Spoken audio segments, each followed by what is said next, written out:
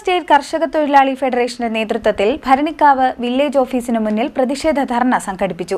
Pension വാതിൽപ്പടി വിതരണം പുനഃസ്ഥാപിക്കുക, വാതിൽപ്പടി വിതരണം അവസാനിപ്പിക്കാനുള്ള സർക്കാർ തീരുമാനം പിൻവലിക്കുക എന്നീ മുദ്രാവാക്യങ്ങൾ ഉയർത്തിയായിരുന്നു സമരം.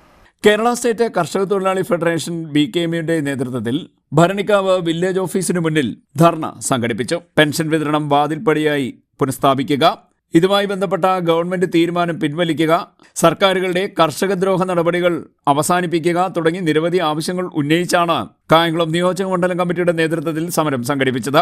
സംസ്ഥാന കമ്മിറ്റി അംഗം AK സജു ഉദ്ഘാടനം നിർവഹിച്ചു. BKM സമരത്തിലേക്ക് വരാനുള്ള കാരണം എന്താ? പരിശോധിക്കണം.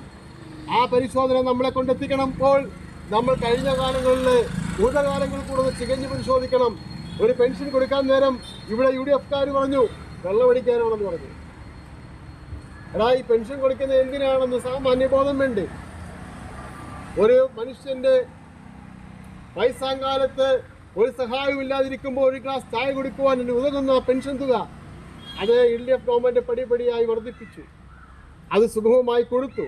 ഓണം വന്നാലും റംസാൻ വന്നാലും ക്രിസ്മസ് വന്നാലും അഡ്വാൻസായി പെൻഷൻ കൊടുത്തു.